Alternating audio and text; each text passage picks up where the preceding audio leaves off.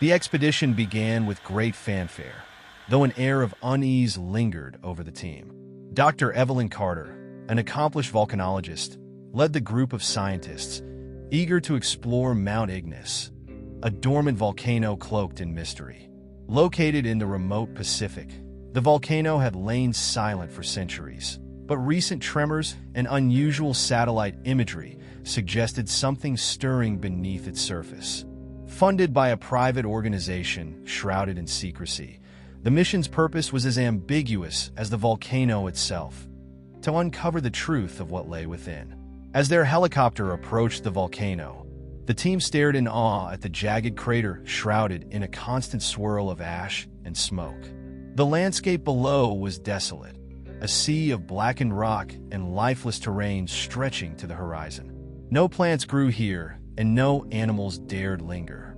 The air outside was thick, almost alive, as if the volcano exhaled its own presence. Evelyn couldn't shake the feeling that Mount Ignis was watching them, its craggy slopes like a slumbering giant poised to awaken.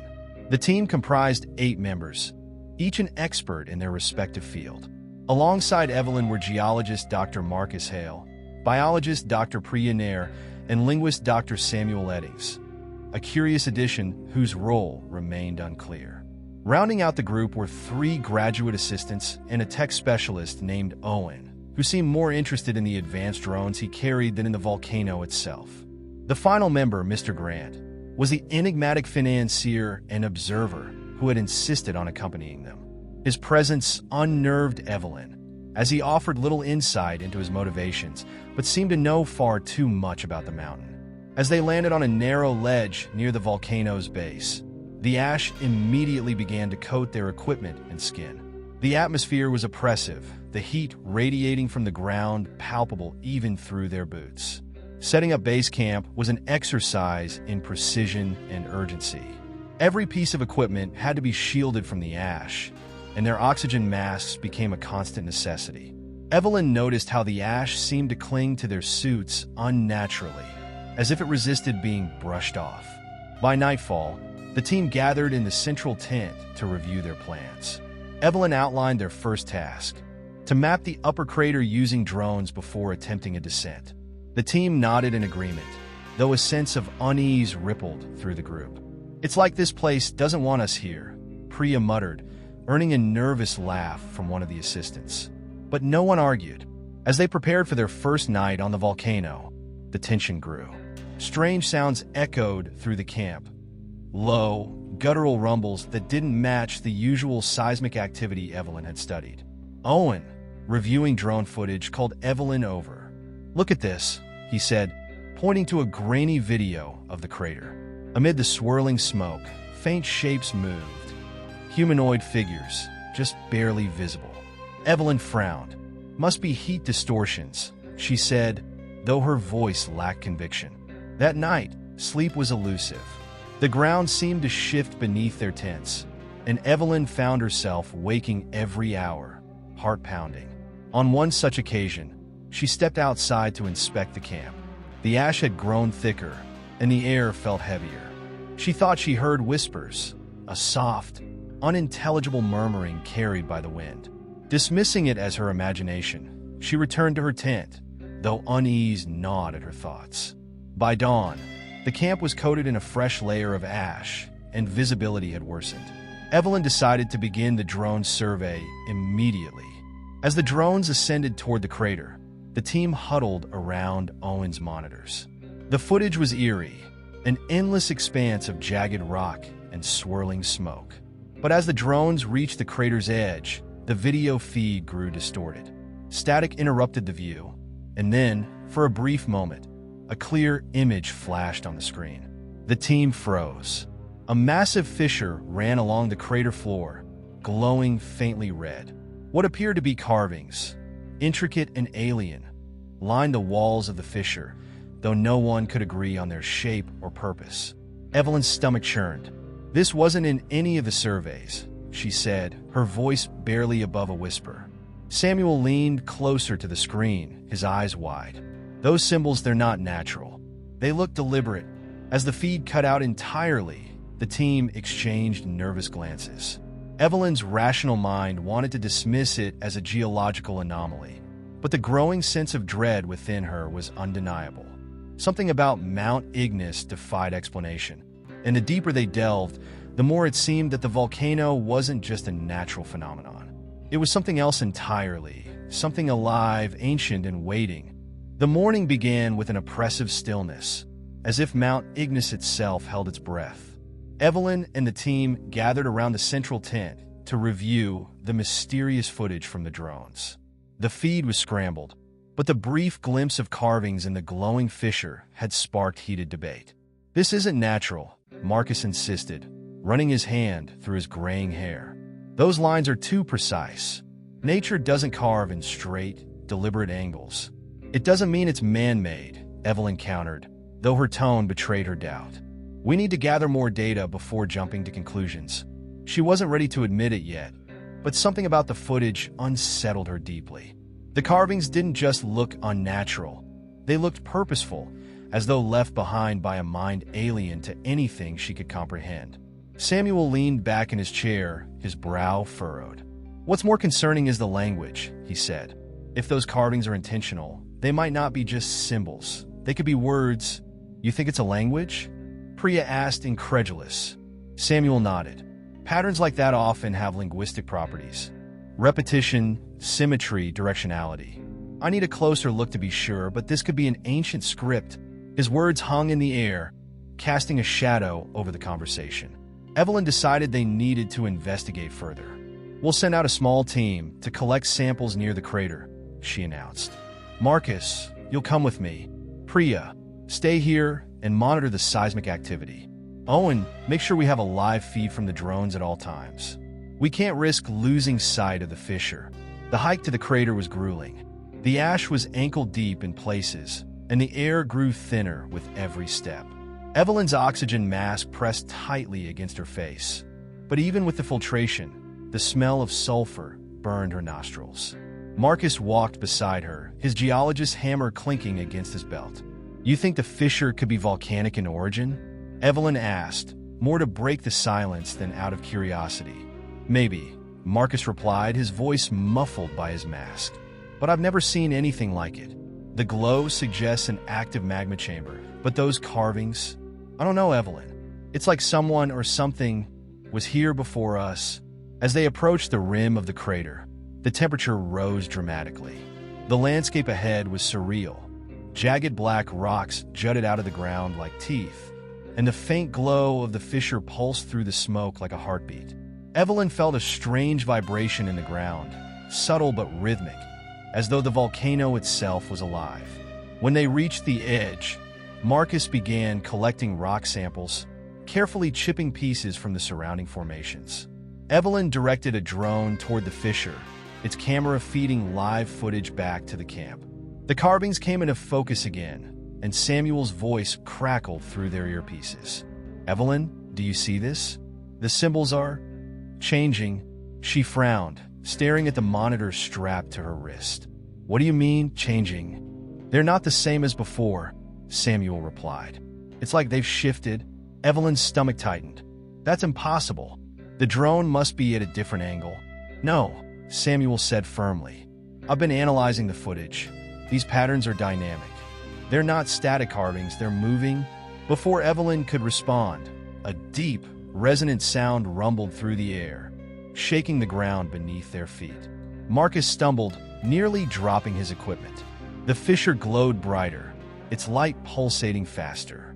Then, without warning, the ground split open with a deafening crack, sending rocks tumbling into the abyss.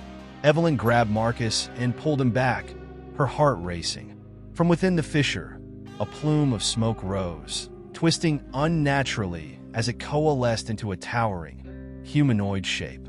The smoke figure hovered, its face an ever-shifting void of darkness and light. Evelyn couldn't move, her body frozen in fear. The figure seemed to regard them, though it had no eyes, no features. Only an overwhelming presence that pressed against her mind like a suffocating weight. Marcus muttered something under his breath, but Evelyn couldn't hear him over the blood pounding in her ears. The figure tilted its head, or what passed for a head, and then, as suddenly as it appeared, it dissolved back into the fissure, leaving only silence and the faint glow of the carvings behind. Evelyn exhaled, her knees weak. "We're heading back," she said, her voice shaking. Marcus didn't argue. As they descended the crater, Evelyn couldn't shake the feeling that they had crossed a line, that whatever lay within Mount Ignis was no longer dormant. Back at camp, Priya greeted them with a panicked expression. "You need to see this," she said, pointing to the seismic monitors. "The tremors, they've stopped. Completely." Evelyn stared at the screen, her fear growing. Dormant volcanoes didn't stop moving. If anything, they rumbled louder as they approached eruption. This stillness was unnatural, almost deliberate. Whatever was happening on Mount Ignis, it was no longer just science. It was something far more sinister. The camp felt unnaturally silent as Evelyn entered the central tent, her mind spinning from the encounter at the fissure. The rest of the team had gathered, their faces tight with fear and confusion. The air inside was thick, as though the weight of the mountain pressed down on them. Samuel was poring over the drone footage, his eyes darting back and forth across the screen. "It's clearer now," he muttered, gesturing to the symbols etched in the fissure. "They're not random. They form sequences, repeating like sentences." Evelyn sat down heavily, the weight of exhaustion pulling at her. "What kind of sentences?" she asked, though part of her didn't want to know the answer. Samuel adjusted his glasses and leaned closer to the monitor. "I can't decipher it completely, but the symbols seem to relate to patterns of motion and time. It's almost like they're communicating cycles. Birth, destruction, rebirth." He glanced at her, his face pale. "This isn't geological. This is something else entirely." Priya chimed in, her voice sharp with tension. "And the seismic activity? It's not natural either. The tremors didn't just stop. They vanished. It's as if the mountain has gone dead." She pointed to a monitor showing a flat line where rhythmic seismic pulses had once appeared. "Mount Ignis isn't acting like a volcano anymore." Owen interrupted, his tone clipped. "We've got bigger problems. One of the drones is down." He tapped furiously at his keyboard, pulling up footage from the drone closest to the fissure. The video feed was frozen, the last frame showing the towering plume of smoke Evelyn and Marcus had seen earlier. But in the static-filled image, faint shapes loomed in the background, indistinct and shadowy, like figures moving within the haze. "What are those?" Evelyn asked, leaning closer to the screen. Owen shook his head. "I don't know, but whatever they are, they're not in the data from the other drones. It's like they're only visible from certain angles or certain times." His words hung in the air, heavy with implication. The team erupted into discussion, voices overlapping as theories flew. Some believed the figures were an optical illusion. Others suggested they might be living organisms adapted to the volcanic environment. Evelyn listened silently, her mind racing. She couldn't dismiss what she had seen, a shape of smoke that felt alive, aware. Something about the mountain defied explanation, and it terrified her. "Enough," she finally said, her voice firm. "We're not here to speculate. Our priority is to gather data and get out. But no one approaches the fissure without backup." "Understood?" The team nodded reluctantly, though their fear was palpable. That night, Evelyn sat alone outside her tent, the volcanic landscape stretching out before her like an alien world. The sky above was a swirling mass of ash and stars, the light from the fissure casting an eerie glow across the camp. She couldn't shake the feeling that they were being watched, not by something as mundane as animals, but by the mountain itself. As she stared into the darkness, a faint sound caught her attention, a low, rhythmic hum, almost like chanting. She stood, straining to hear, but the sound faded as quickly as it had come. Shaking her head, she returned to her tent, though sleep eluded her. In the early hours of the morning, an alarm blared through the camp, jolting the team awake. Owen was already in the central tent, his face pale as he gestured to the monitors. "We've got movement near the fissure." Evelyn joined him, her heart racing. The video feed showed the fissure glowing more brightly than before, its carving shifting with an almost hypnotic rhythm. But that wasn't what held her attention. figures, humanoid, yet distinctly wrong, were emerging from the fissure, their forms fluid and shadowy. They moved with an unnatural grace, their shapes flickering as though they were caught between two realities. "What the hell are those?" Marcus whispered, his voice trembling. No one answered. The camp was silent as the figures continued their ascent, their movements deliberate. Then, as if sensing the drone's presence, one of the figures turned. Its face was a void of swirling light and shadow, but Evelyn felt its gaze pierce her like a blade. For a moment, she couldn't breathe, her chest tight with an indescribable pressure. The feed cut out abruptly, leaving only static on the screen. Evelyn forced herself to speak, her voice barely above a whisper. "We need to leave. Now." But even as she said it, she knew it wouldn't be that simple. Something was keeping them here, and whatever it was, it had only just begun to reveal itself. By dawn, the camp was a flurry of tense activity. Evelyn stood at the edge of the central tent, barking orders. "Everyone packs light. We take the essentials and head back to base camp. We'll contact the mainland for extraction from there." Her words were steady, but her mind churned with unease. The images of the shadowy figures and the unnerving gaze from the previous night played on an endless loop in her head. The team moved quickly, but the air felt heavier than before, as though the mountain had shifted its focus onto them. Priya scrambled to collect the seismic and thermal data logs, muttering nervously about strange anomalies in the records.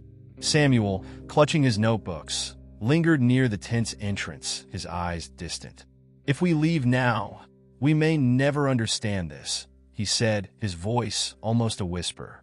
"This could be a discovery beyond anything we've ever known." "We're not staying, Samuel," Evelyn said sharply.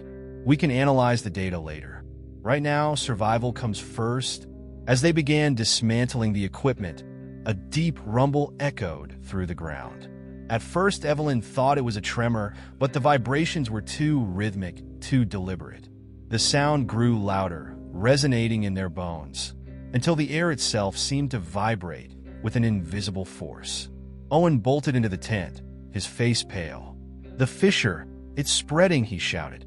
The team rushed to the monitors, where the drone feed showed new cracks spiderwebbing outward from the original fissure. The glowing carvings were expanding, illuminating the landscape in unnatural patterns. Worse still, the shadowy figures had multiplied, moving with purpose toward the camp. Evelyn's throat tightened. "Everyone grab your gear. We're leaving now." The team scrambled, abandoning anything that couldn't be carried. As they moved toward the camp's perimeter, the ground beneath them shifted, almost imperceptibly at first.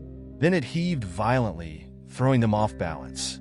Evelyn stumbled but managed to stay upright, her heart racing as a massive chasm opened in the distance, spewing smoke and ash. Through the chaos, a voice, low, resonant, and utterly alien, seemed to echo from the fissure. It wasn't a voice in the traditional sense. It bypassed their ears and spoke directly to their minds, a garbled chorus of sounds that felt like the merging of thought and command. Evelyn clutched her head, overwhelmed by the sensation. "Don't listen," she yelled, though her own voice sounded distant in her ears. Samuel, however, seemed transfixed. He dropped his gear and stepped toward the fissure, his movements slow and deliberate. "It's calling us," he murmured, his eyes unfocused. "It's beautiful." Evelyn lunged toward him, grabbing his arm. "Samuel, snap out of it," she shouted. He resisted, his body unnaturally rigid, but she managed to drag him back. The moment he crossed the invisible threshold where the sound felt strongest, his knees buckled, and he gasped for air. The team pressed forward, stumbling over the unstable terrain. Smoke billowed around them, obscuring their path and stinging their eyes. The shadowy figures closed in, their forms flickering unnaturally as they moved. Marcus turned to look behind them and froze. "They're not walking, they're gliding," he said, his voice trembling. "Keep moving," Evelyn ordered, though her own fear was threatening to consume her. Finally, they reached a steep incline that led down toward the base of the mountain.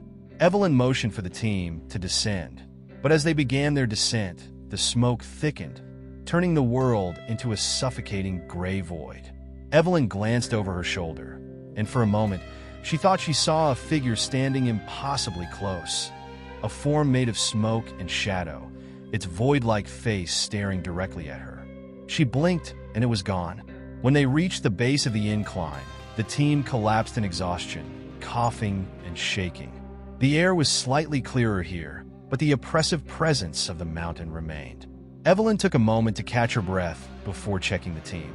Marcus had a deep cut on his arm from the fall, and Samuel looked dazed, but otherwise unharmed. "We keep moving," she said, her voice firm despite her exhaustion. "If we stop, we're sitting ducks." As they resumed their trek, Evelyn couldn't shake the feeling that they hadn't truly escaped. The figures, the carvings, the fissure, it all felt connected, as though the mountain itself was alive and watching.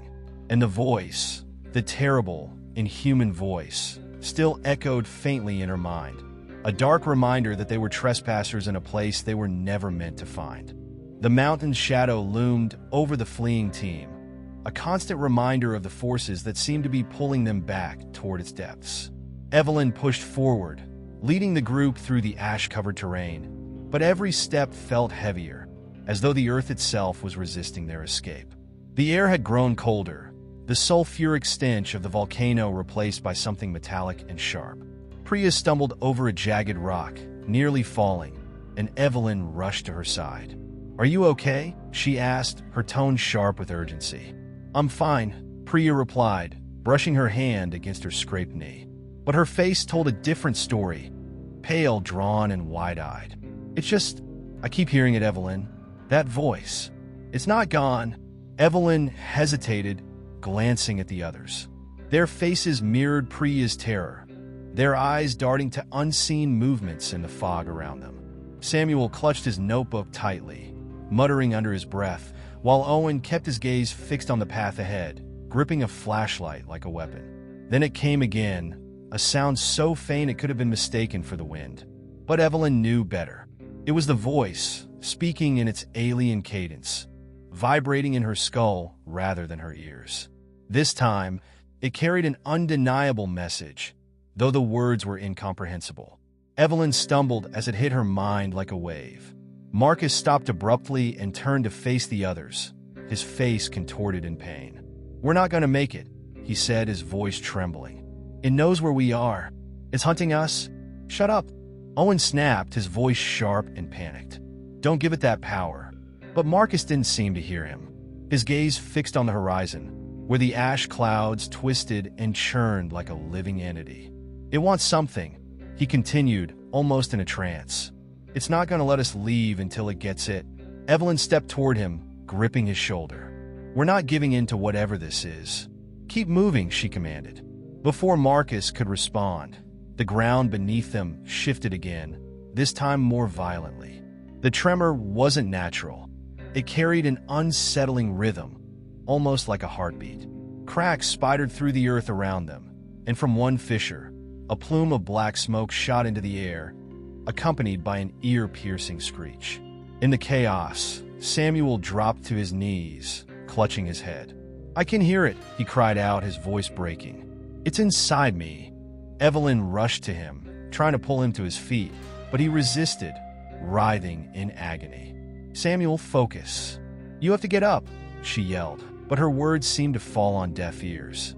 The fog around them thickened, and the temperature plummeted further. The shadowy figures began to emerge once more, flickering in and out of visibility like broken holograms. One of them stepped closer, its form larger and more defined than before. Evelyn's breath caught in her throat as she saw its void-like face again, swirling with patterns that seemed to shift endlessly. And then it spoke. The voice wasn't the garbled hum from before. It was clearer, more direct. It resonated through the group, filling their minds with a single, inescapable command. One must stay. Evelyn froze, her mind racing. The words were simple, but the implication was horrifying. One of them had to remain behind, for what purpose she didn't want to imagine. "No," she whispered, shaking her head. "We're not leaving anyone." But Marcus, still transfixed, took a step forward. It's the only way, he said, his voice eerily calm. If we don't, it'll take all of us. Evelyn grabbed his arm, pulling him back. We don't know that. Don't be stupid, Marcus. He turned to face her, his eyes filled with a strange mix of terror and resolve. I've seen what it can do, Evelyn. We've all felt it. It's not going to stop. If one of us doesn't stay, it'll drag us all back to that fissure. Before she could respond, the ground trembled again, more violently this time. The figures grew closer, their forms solidifying into grotesque shapes that defied reason. The voice returned, more forceful. One must stay. Marcus wrenched free from Evelyn's grip, stepping toward the fissure. I'll do it, he said, his voice breaking. It's the only way to save you. Marcus, no! Priya screamed, lunging after him, but Owen held her back. Evelyn watched, helpless, as Marcus walked toward the looming shadows. They seemed to reach for him, their forms twisting and coiling like smoke made solid. As he crossed the threshold of the fissure, the figures surrounded him, and his body dissolved into the swirling darkness. The tremor stopped. The voice fell silent. For a moment, the team stood frozen, their minds struggling to process what they had just witnessed. Evelyn's chest tightened, her breath coming in shallow gasps. She wanted to scream, to fight, but there was nothing left to fight against. Keep moving, she finally said, her voice hollow. We can't let his sacrifice be for nothing. The team moved forward in stunned silence, the weight of their loss pressing down on them. But as they descended further away from the fissure, Evelyn couldn't shake the feeling that Marcus's sacrifice was only the beginning of the mountain's demands. The air felt heavier as the group trudged forward, their steps weighed down not only by the ash-coated terrain, but by the lingering echoes of Marcus's sacrifice. No one spoke. Evelyn led the way, her jaw clenched and her gaze fixed ahead, refusing to glance back toward the fissure that had claimed her friend. The silence between them grew unbearable, broken only by the crunch of their boots on brittle volcanic rock. Priya finally spoke, her voice trembling. He didn't have to do that. We could have found another way. Evelyn stopped abruptly, turning to face Priya. Her face was streaked with soot and tears, her expression hard and unreadable. Do you think I don't know that? Do you think I wanted this? She snapped, her voice cracking under the weight of her grief. Owen stepped between them, raising his hands in a gesture of peace. Enough! Blaming each other won't help. We're alive because of him. Let's focus on making sure his death wasn't meaningless. Samuel, who had been eerily quiet since the incident, muttered something under his breath, clutching his notebook tightly. Evelyn glanced at him, her brow furrowed. What did you say? He looked up, his face pale and gaunt. It's not over, he whispered. I don't think it's satisfied. What are you talking about? Priya demanded, her voice rising. It said one must stay, and Marcus, he stayed. That should have been enough. Samuel shook his head, opening his notebook to reveal frantic sketches and notes. The pages were covered in symbols and diagrams, some resembling the patterns on the shadowy figures they had seen. I've been writing these since we first entered the mountain, he said, his voice barely audible. I don't even remember doing it, but it's like something's guiding my hand. Look, Evelyn leaned closer, her stomach nodding as she took in the drawings. The symbols seemed to pulse on the page, as if alive. At the center of one sketch was a crude depiction of a human figure, surrounded by swirling shapes that bore an uncanny resemblance to the fissure. Beneath it were the words, "The first is only the beginning." It's a warning, Samuel continued, his hands trembling. It's not going to stop at one. It'll keep demanding more. Evelyn's heart sank. She didn't want to believe him, but the mountain's strange energy and the haunting voice left little room for doubt.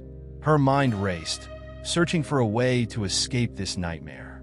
As they pressed on, the terrain became steeper, the path narrowing to a jagged ridge overlooking a chasm. The faint glow of molten rock far below illuminated the ash clouds swirling around them. The oppressive silence returned, broken only by the occasional rumble from deep within the mountain.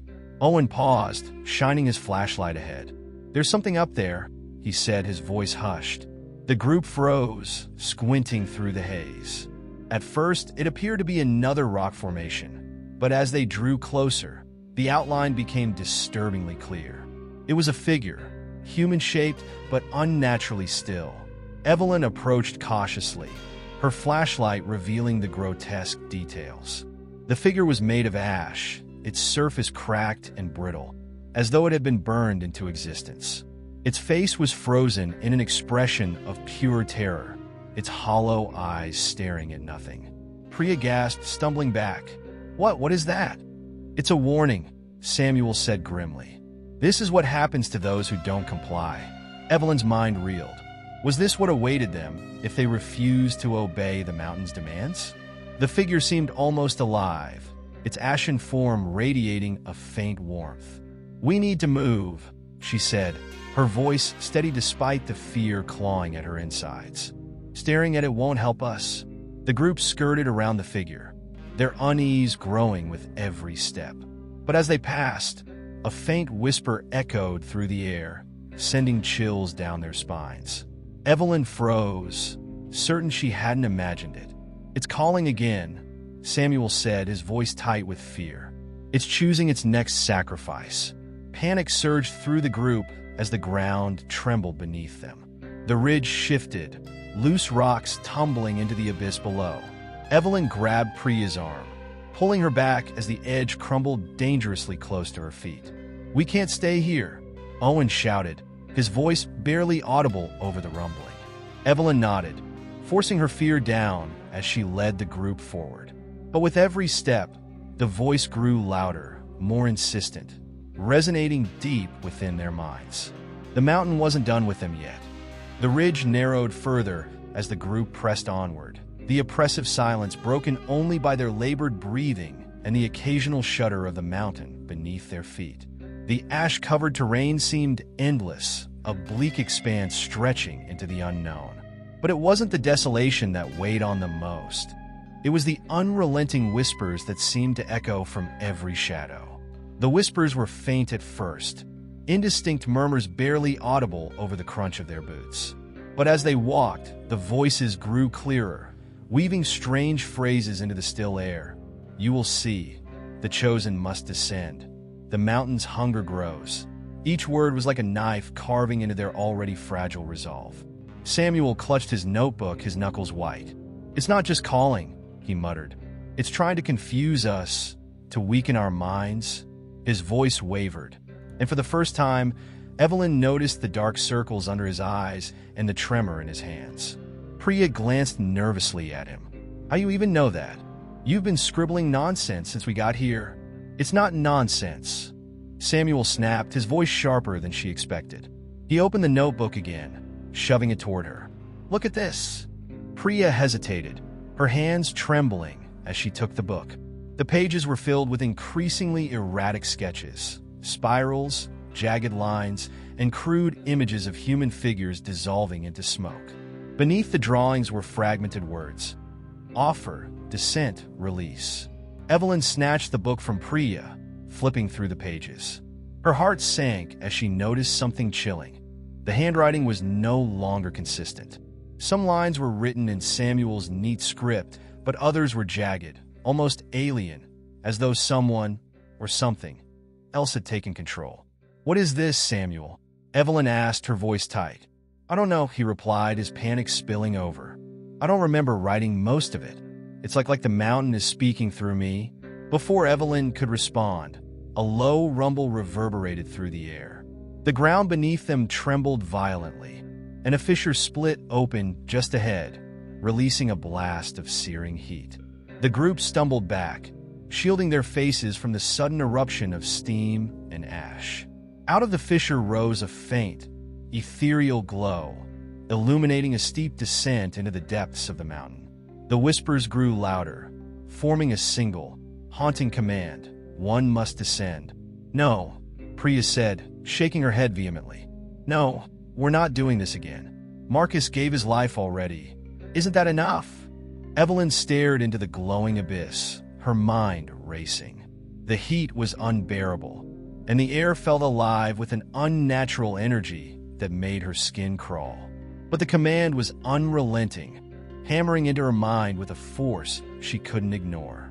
Owen broke the silence, his voice grim. If we don't, it'll take someone anyway.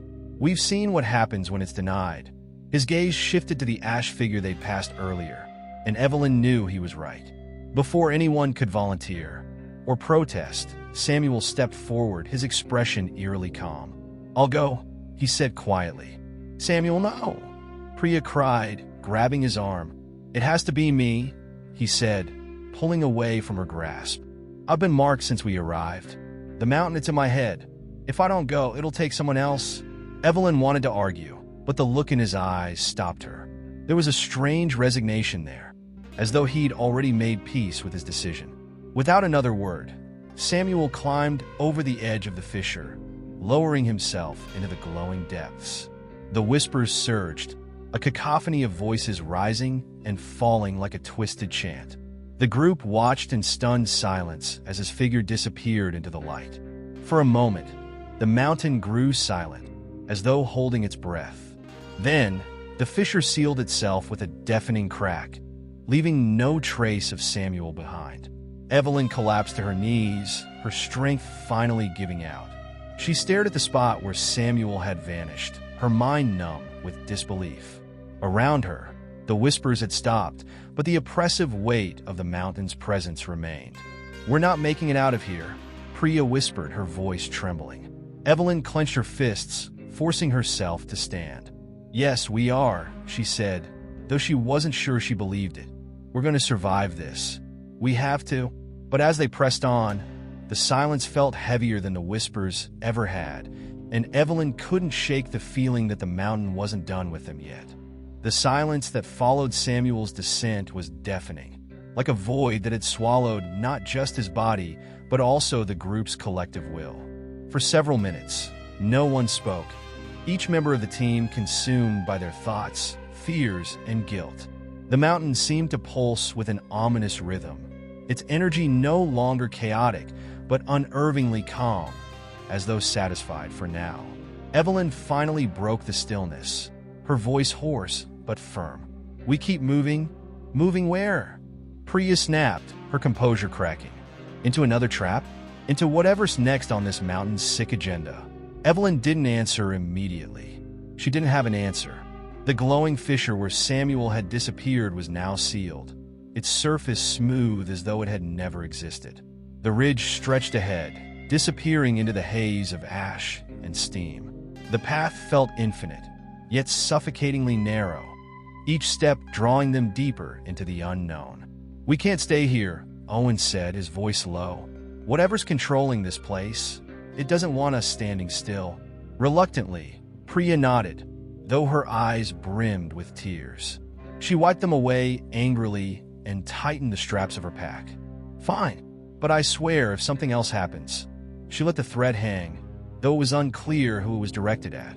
As they walked, the ridge began to change, its sharp volcanic rock giving way to a smoother, almost metallic surface. The texture was cold underfoot, slick like polished stone, and it seemed to hum faintly as they moved. Evelyn bent down to examine it, running her fingers across the surface. This isn't natural," she murmured. "It feels constructed." "Constructed by what?" Owen asked, his tone cautious. Before Evelyn could answer, the humming grew louder, vibrating through their boots and into their bones. The ground ahead of them shifted, revealing a dark tunnel that descended steeply into the heart of the volcano. The edges of the opening were perfectly symmetrical, lined with faintly glowing symbols that pulsed in an unfamiliar rhythm. "Looks like we found where it wants us to go," Owen said grimly. "Or where it wants us to die," Priya muttered. Evelyn's chest tightened as she stared into the tunnel's maw. The air wafting out was cold, a stark contrast to the oppressive heat above ground. It carried a strange scent, metallic and acrid, like burning wires. She felt an almost magnetic pull toward the entrance, an unspoken command echoing in her mind. "Enter." "We can't go down there," Priya said, taking a step back. "We've already lost too much." "Marcus, Samuel, this thing is just leading us to our deaths." Evelyn turned to her, her face hard. "Do you think we have a choice?" "Look around, Priya." Every time we've tried to resist, something worse happens. If we don't go down there, it'll find another way to force us. We need to figure out what this place is. Maybe there's a way to stop it. And what if there isn't? Priya demanded. Then at least we'll know we tried, Evelyn said, her voice steady despite the fear clawing at her insides. With that, she stepped into the tunnel. The walls seemed to vibrate as she passed, the symbols glowing brighter with each step. Owen followed close behind, his flashlight cutting through the darkness, though the light seemed to be swallowed by the oppressive gloom. Priya hesitated, muttering curses under her breath, before finally joining them. The descent was steeper than it looked, and the path spiraled downward in an almost perfect helix. The walls shifted from metallic to something that resembled obsidian, smooth and reflective.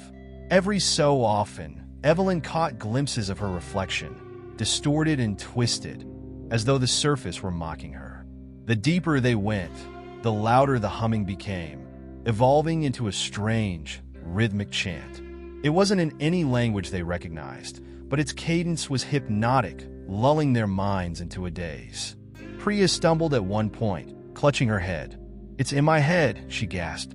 Evelyn gritted her teeth, fighting to stay focused. "Keep moving. Don't listen to it." After what felt like hours, they reached a massive chamber. The walls glowed with a faint, otherworldly light, and the air was thick with an oppressive energy. At the center of the room stood an enormous structure, a towering obelisk carved with the same pulsing symbols. It emitted a low, throbbing hum that seemed to sync with their heartbeats. Owen approached cautiously, his eyes wide. What is this?" Evelyn stepped closer, her gaze fixed on the obelisk. The symbols seemed to shift as she stared, rearranging themselves into patterns that made her head spin. She reached out instinctively, her fingers brushing the cold surface. The moment she made contact, a shockwave rippled through the chamber, and the symbols exploded with blinding light. Evelyn was thrown back, landing hard on the ground. As she struggled to regain her senses, she heard a voice, not a whisper, but a deafening roar that filled the room. "You have come. The offering begins." The chamber trembled, and the floor beneath them began to crack. From the fissures, tendrils of black smoke emerged, writhing and coiling like living creatures. Evelyn scrambled to her feet, her heart pounding as the tendrils slithered toward them, their intent unmistakable. "Run," she shouted, but the smoke was too fast, enveloping them in seconds. Evelyn felt it wrap around her, cold and suffocating, and then everything went black. The darkness was all-consuming, thick as oil and suffocating as a deep-sea trench. Evelyn's mind swirled with fragments of thought, disjointed and incoherent. It was as though the smoke had seeped into her consciousness, scattering her memories and replacing them with whispers that were not her own. When her vision finally returned, she found herself lying on a cold, metallic floor, her body stiff and her head pounding. Around her, the chamber was unrecognizable. Gone were the walls of obsidian and the towering obelisk. In their place stretched a vast, labyrinthine space illuminated by a pale, bluish light that seemed to emanate from nowhere and everywhere at once. The air carried a sterile chill, and faint, mechanical hums echoed in the distance, rhythmic and alien. "Evelyn," a voice croaked, pulling her attention. She turned to see Owen sitting against a nearby wall, his face pale and his eyes wide with fear. What happened? Where are we?" Evelyn pushed herself up, wincing as her muscles protested. "I don't know," she said, her voice hoarse. She glanced around frantically. "Where's Priya?" Owen gestured weakly toward a shadowed corner, where Priya sat huddled, her knees drawn to her chest. Her face was streaked with tears, and her lips moved as though she were whispering to herself. Evelyn rushed over, shaking her shoulder gently. "Priya, are you okay? Can you hear me?" Priya blinked and looked up, her expression vacant. "They're watching us," she muttered. "Every step, every breath, they see it all. They know." Evelyn felt a chill crawl up her spine. "Who's watching us?" But Priya didn't answer. Instead, she buried her face in her hands, rocking slightly. Evelyn turned back to Owen, her jaw tightening. We need to figure out what's going on. This place is not the volcano anymore. It's something else? Owen nodded grimly. I don't think it's even Earth anymore. The realization hit Evelyn like a physical blow. The space around them felt wrong in ways she couldn't articulate. The air was too still, the light too uniform. Even the ground beneath her feet seemed unnatural, its texture smooth and cold like forged steel. Yet, as unsettling as the environment was, it was the faint sounds in the distance that set her nerves on edge. A series of sharp, clicking noises interspersed with low, guttural growls. "We need to move," Evelyn said, her voice firm despite the tremor in her hands. Staying here isn't an option. Owen helped Priya to her feet, though she moved mechanically, as if in a trance. Together, they began to explore, their footsteps echoing unnaturally in the cavernous space. The labyrinth seemed to stretch endlessly, its corridors twisting and turning in impossible ways. At times, Evelyn swore she could see the walls shift out of the corner of her eye, as though the structure were alive and responding to their presence. After what felt like hours, they came upon a massive door, its surface engraved with intricate symbols that glowed faintly in the blue light. The door seemed to hum softly, resonating with a frequency that made Evelyn's teeth ache. "Do we open it?" Owen asked hesitantly. Evelyn studied the symbols, her brow furrowing. There was something familiar about them, though she couldn't place why. Her hand reached out almost instinctively, her fingers hovering just above the surface. As soon as she made contact, the symbols flared brightly, and the door began to slide open with a deep, resonant groan. Beyond the door lay a circular chamber dominated by a massive, pulsating orb suspended in midair. The orb was translucent, its surface rippling like water, and within it swirled images that shifted too quickly to comprehend. Evelyn took a cautious step forward, her breath hitching as the orb seemed to react to her presence, its glow intensifying. "What is that?" Owen whispered, his voice trembling. "I don't know," Evelyn replied, though her gut told her it was the heart of this place, the source of the strange energy that had plagued them since their arrival.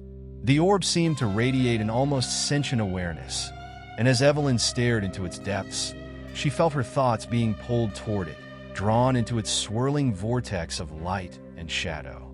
Suddenly, the orb emitted a sharp pulse, and the chamber was filled with a deafening sound, a cacophony of voices overlapping in a chaotic symphony. Evelyn clapped her hands over her ears, but it was no use. The voices weren't coming from the air. They were inside her mind, screaming, pleading, accusing. Then, just as abruptly as it began, the sound stopped. The silence that followed was so profound it was almost painful. Evelyn staggered back, her chest heaving, and looked to Owen and Priya. Their expressions were frozen in horror. Both were staring at the orb, their eyes wide and unblinking. Evelyn followed their gaze and froze. Within the swirling depths of the orb, she could see faces, hundreds of them, maybe thousands. Some were screaming, others crying, and some simply staring blankly, their expressions devoid of life. And then she saw a face she recognized. "Samuel," she whispered, her voice barely audible. The face of their lost teammate stared back at her, his mouth moving soundlessly as though trying to communicate. Evelyn took an involuntary step forward, her heart pounding. But before she could get closer, the orb pulsed again, and the door slammed shut behind them with a deafening clang. They were trapped, and whatever the orb was, it wasn't done with them yet. The door that had sealed behind them was an impenetrable barrier, cold to the touch and unyielding despite their frantic attempts to open it. Evelyn's mind raced, her thoughts jumbled as she struggled to comprehend the gravity of their situation. The orb, the faces, the strange mechanical hums in the distance, it was all too much, too alien. She had to focus. She had to make sense of it all. "We can't stay here," she said, her voice trembling but determined. "This place, it's not like anything we've ever seen. There's no way we're still on Earth." Owen, still pale and shaking, nodded mutely. He was looking at the orb, his gaze distant as though he were trying to understand it, to unravel its mystery. Priya, who had been eerily silent since their entry into the chamber, finally spoke up, her voice low and strained. "It's not just the orb," she said, her eyes darting around nervously. "The whole place is wrong. It's like we're in a different dimension or a dream. I can feel it, like we're being watched from every angle. We're not just lost. We're trapped in a reality that's shifting around us." Evelyn glanced at her. Priya's words seemed to resonate with a deep, unsettling truth. The air was thick, but it wasn't just the physical weight of it that felt wrong. There was an intangible quality, as though the laws of nature themselves were bending and warping, slowly unraveling the very fabric of reality. "What do you mean, shifting?" Owen asked, his voice tight. Priya's lips trembled as she spoke, her eyes wild with a growing terror. "It's like we don't even exist in the same place anymore. Time doesn't flow right here. I can feel it pulling at me. It's as though every second that passes feels like it could be an hour or a minute. I don't know which." Evelyn closed her eyes, trying to ground herself in the present, in the only reality she knew. But even that felt fragile now. "We need to find a way out. If we stay here too long, we could lose ourselves completely." The three of them began to move away from the orb, looking for any sign of an exit, but the chamber seemed to shift with every step they took. The walls appeared to close in, the light flickering and warping as though the structure itself were alive. Evelyn's heart raced, and the familiar sense of fear clawed at her chest. The shifting environment played tricks on her mind, disorienting her with flashes of images, small glimpses of other places, other times that made her question what was real. Is this what the volcano did?" Owen asked, his voice almost a whisper, as though speaking louder would make it worse. Evelyn didn't have an answer. She had no way of knowing how they had arrived in this place or why. The last thing she remembered clearly was their descent into the volcano, the team's collective excitement over discovering something extraordinary. But now, as they wandered this twisted version of reality, she began to question whether their physical journey had ever ended, or if the eruption had been the trigger for something much worse. "I don't think we're just lost," Evelyn said, her voice tinged with a cold certainty. "I think we've crossed into another realm, one that's been twisted by whatever force is behind this place." Priya's face paled, and she gripped Evelyn's arm tightly, her fingers digging into her skin. "It's not just a realm. It's a prison, a place where the boundaries between realities are torn apart. I can feel it. Every reality is overlapping, crashing into one another. It's like we're being dragged through different versions of the world, and we're stuck in the middle." Evelyn felt a wave of nausea. If Priya was right, there was no escape, no way back. Their minds were already slipping between dimensions. Time didn't pass the same way here. The more they stayed, the more fragmented they would become. They had to act quickly. "Okay," Evelyn said, her voice now steady despite the growing fear. "We need to find whatever is causing this and stop it. If we don't, we'll never leave." They continued to search the shifting chamber, but the further they ventured, the more the boundaries of their perception blurred. The walls melted and reformed before their eyes, and the flickering light cast long, impossible shadows. Images of their pasts, faces of loved ones, places they had known, flashed before them, moments frozen in time, but always shifting, always uncertain. At one point, Evelyn thought she saw the silhouette of a man standing in the distance. She called out, but the figure vanished before her eyes, leaving only a fleeting echo in its wake. "Did you see that?" she asked urgently, turning to Owen and Priya. Both of them looked back at her, eyes wide with dread. "No," Owen said. "What was it?" "I saw someone," Evelyn said, though she wasn't sure herself what it had been. She couldn't be certain anymore. "We're not alone." The words hung in the air like a weight, and as they kept moving, the sensation of being watched only grew stronger, as if the very fabric of reality was observing their every move. Evelyn began to wonder if there was something else in this space, something aware of their presence, something that didn't belong to any reality they understood.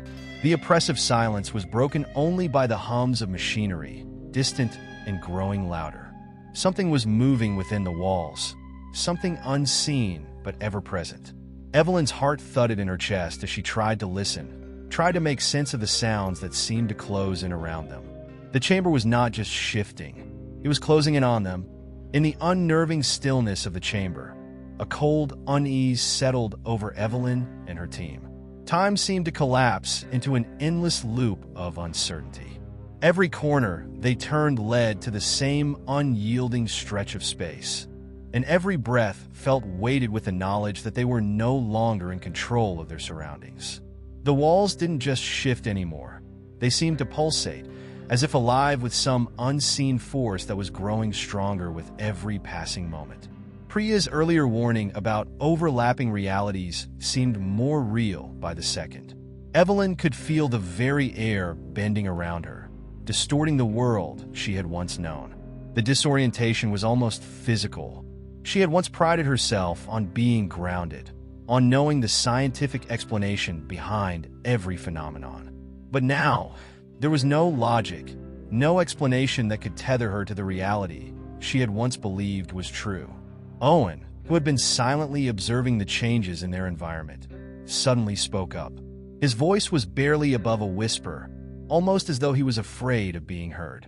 What if this isn't just some accident? What if we were meant to be here? Evelyn's stomach churned at the implication. Meant to be here? The very thought was inconceivable. They were not supposed to be trapped in this twisted dimension. They were scientists, explorers on the cusp of discovery. This was a nightmare, a far cry from their mission.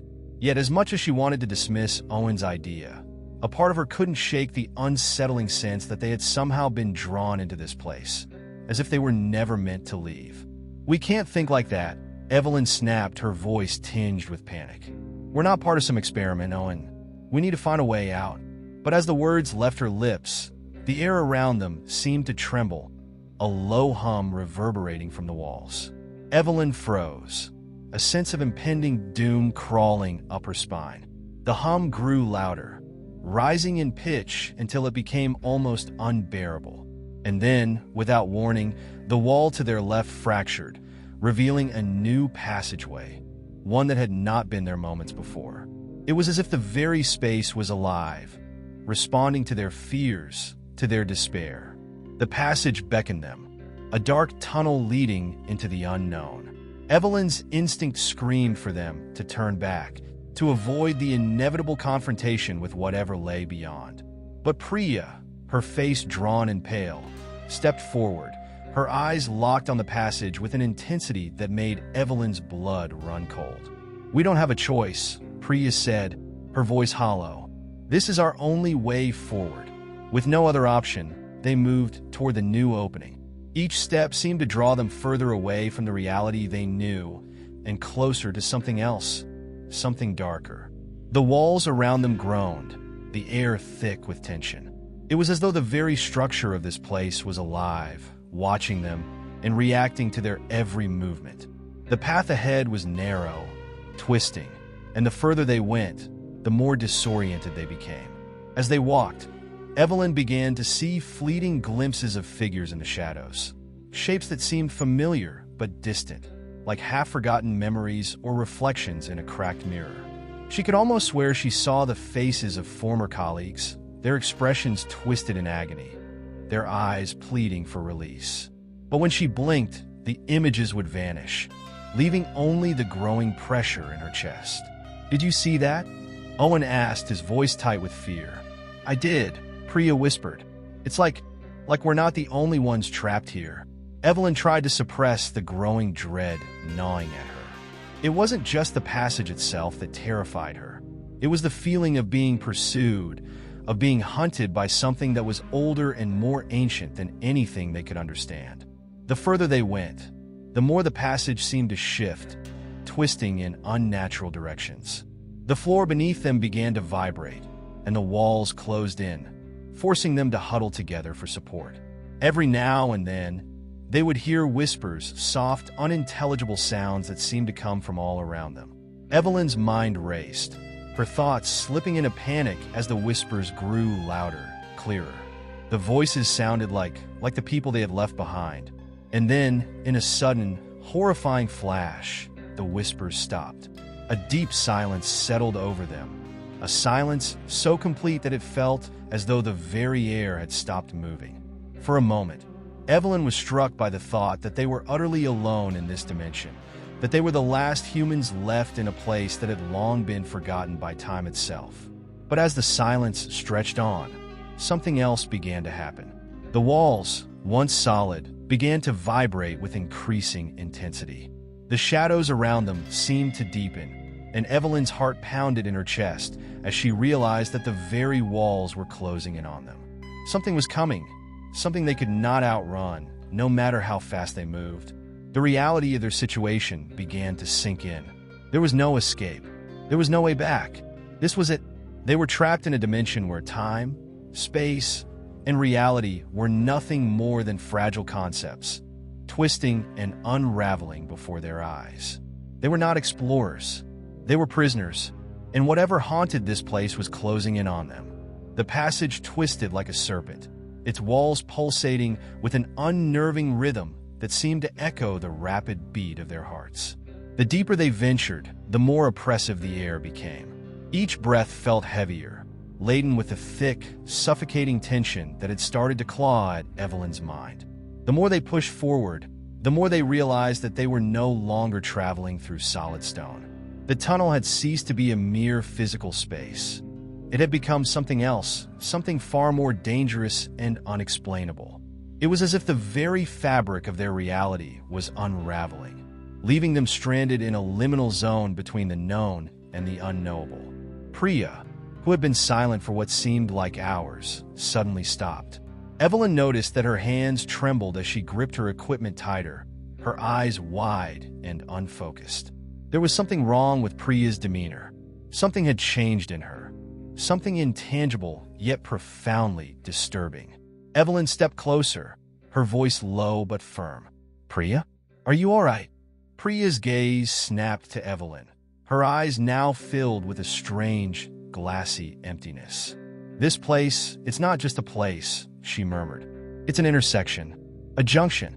All realities are colliding here." The words hit Evelyn like a physical blow. She had always understood reality as something solid, something that could be measured and defined.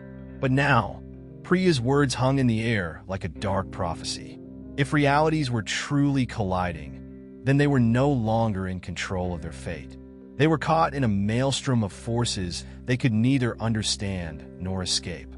Owen, who had been watching the exchange in tense silence, stepped forward. "What are you saying, Priya? Are you suggesting this place isn't real?" Priya shook her head slowly, as if struggling to make sense of her own thoughts. "It's real, but not the way we understand it. Something here is bending perception. Reality is fracturing, overlapping. We're not just in a volcanic structure anymore. We've crossed over into something else." The weight of her words sank in slowly, and Evelyn felt a chill creep up her spine. This wasn't just a dangerous situation. They had inadvertently crossed into an entirely different realm, a place where the laws of physics, time, and space no longer applied. The passage around them felt like it was shifting and changing, a labyrinth that could no longer be trusted. And somewhere, deep within the confines of this space, something was watching them. Maybe we've opened a door we can't close," Evelyn murmured, more to herself than anyone else. She had never been a superstitious person, never believed in the paranormal, but the sense of impending doom was palpable now. Whatever was happening was no longer confined to the physical world. Just then, the silence that had enveloped them was broken by a faint whisper. It was barely audible, but it was unmistakable. A voice. It seemed to come from nowhere, echoing through the walls, filling the air with a strange, foreign presence. Evelyn froze. The voice was too familiar. It was her own. The whisper was almost inaudible, but the words hit her with a sharp, cold realization. "Turn back." A shiver ran down Evelyn's spine, and she instinctively glanced back at the others. Owen's face had gone pale, his eyes darting nervously around the passage. Priya stood motionless, her face contorted in a mix of confusion and terror, as though she too had heard the voice. The oppressive silence returned, heavier than before, the atmosphere thick with the weight of their collective fear. "There it is again," Owen whispered, his voice breaking the silence. That voice. It's coming from the walls. Evelyn turned sharply, her mind racing for an explanation, but none came. The walls were smooth, unmarked by any sign of life or disturbance. And yet, they all heard it. The voice. A faint echo of their own thoughts. "We can't keep going," Priya said suddenly, her voice trembling. "This place is affecting us. It's inside our heads." Evelyn's heart pounded as the implications of Priya's words settled in. If the passage was warping their perception of reality, then how could they be sure what was truly happening? How could they trust their senses when everything was so distorted? Just as she was about to respond, another voice broke through the silence. This time, it wasn't just a whisper. It was a full, audible cry of pain, distant and yet close enough to send a jolt of terror through their bodies. It sounded like a person, someone trapped in agony, calling out for help. Evelyn spun around, her eyes scanning the passage in a frantic search for the source. But there was nothing. "Did you hear that?" Evelyn gasped. "Yes," Priya replied, her voice almost hollow. "It's coming from all around us. It's not real. It can't be." But Evelyn wasn't so sure anymore. What if they were no longer in the world they knew? What if they had crossed into a realm where the lines between life and death, between reality and illusion, were blurred beyond recognition? As she looked down the dark corridor, she felt the unmistakable pull of something beyond human understanding. Something that was aware of them, aware of their presence. The passage ahead stretched out like an endless void, and Evelyn knew, with an overwhelming certainty, that they had crossed a threshold from which there was no return.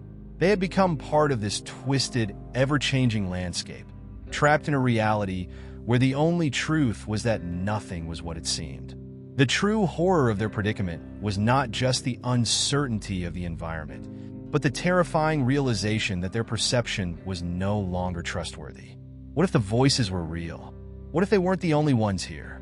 What if the passage itself was alive, feeding off their fear, pulling them deeper into the abyss? As the walls continued to pulse around them, Evelyn knew one thing for sure. They had no idea what lay ahead, but there was no turning back now. The disorienting atmosphere that clung to the passage grew thicker, suffocating, as Evelyn and the others moved deeper into the unknown. Each step they took seemed to drag them further away from the familiar, their surroundings warping with every breath they drew. The air felt heavy, thick with the weight of something that was no longer bound by the laws of nature. The voices that had whispered in their minds now echoed in their ears, louder, more insistent. It was as if the passage itself was speaking to them, urging them forward into its unknown depths. Priya, now walking with her head down, her hands trembling violently, was the first to break the silence. "It's not just a place," she said, her voice strained. "It's a consciousness, an entity that knows us. It's shaping us, shaping our thoughts, our fears, our every move." Evelyn didn't respond immediately. The weight of Priya's words settled heavily in her chest. Could it be possible? Could the place they were in actually be alive, aware of their presence, manipulating their minds? The idea seemed too absurd to believe, yet the growing sense of dread gnawed at Evelyn's insides. Everything about this place felt wrong. The air felt stale, yet it was charged with a strange energy, like an electric current that ran beneath the surface of reality itself. "We need to stay focused," Owen said, his voice barely above a whisper, but there was a shaky desperation in his tone. His eyes darted around, unable to focus on any one thing for long. It was as if the very walls were closing in on him.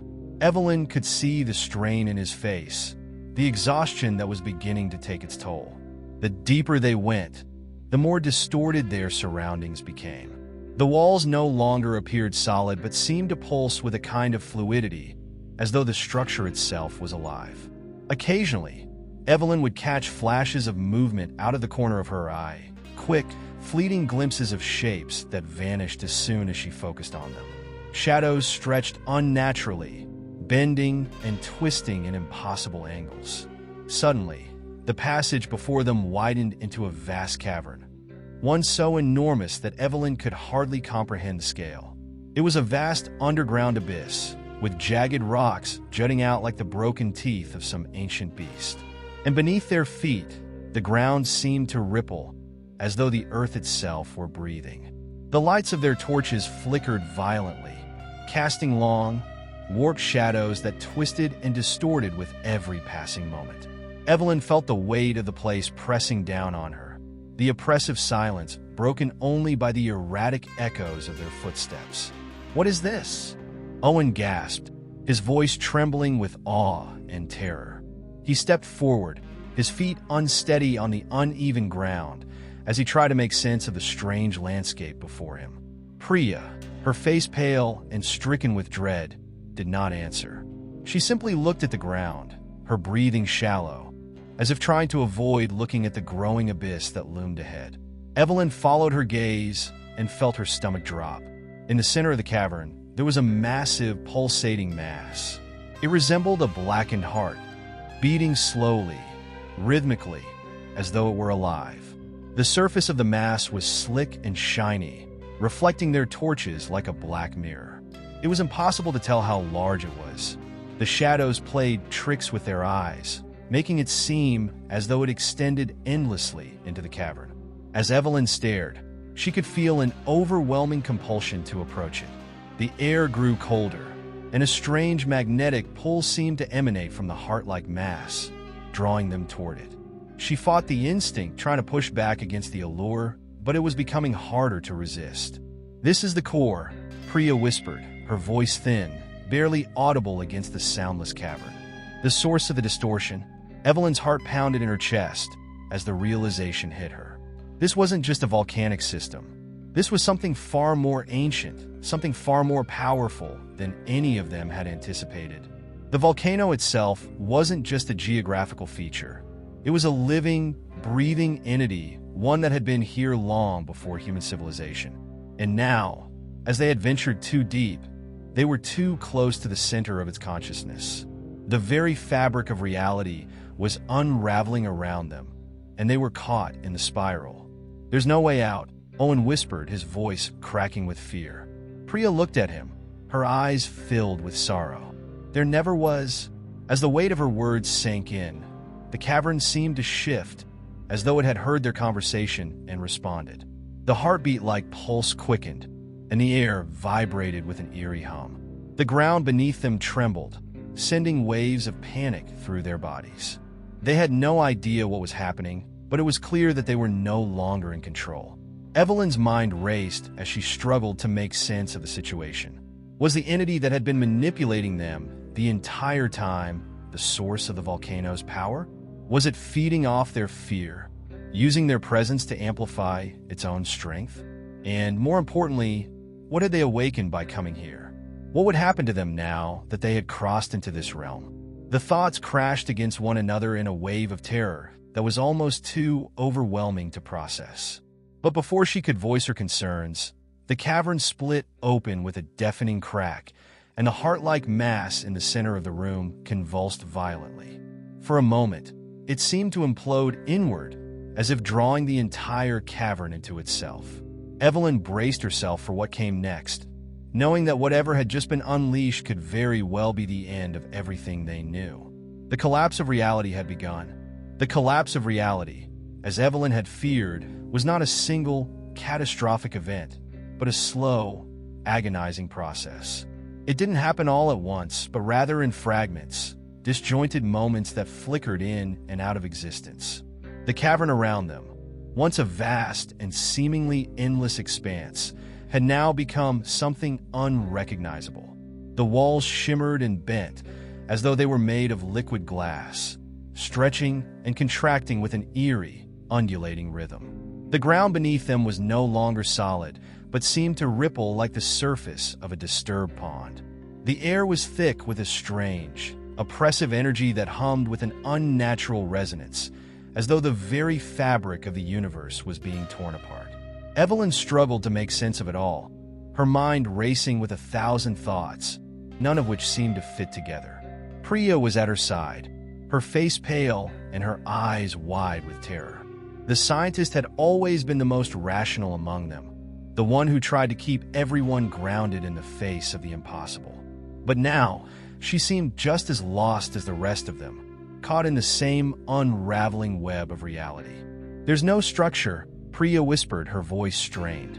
"No logic here. It's all breaking apart." Evelyn couldn't bring herself to respond. She was too focused on the pulsing, heart-like mass in the center of the cavern. It still beat, but its rhythm was uneven now, erratic.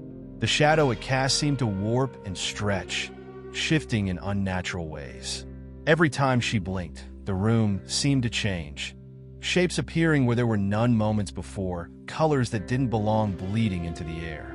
It was as if their very perceptions were being bent, warped by an external force beyond their understanding. "Is it alive?"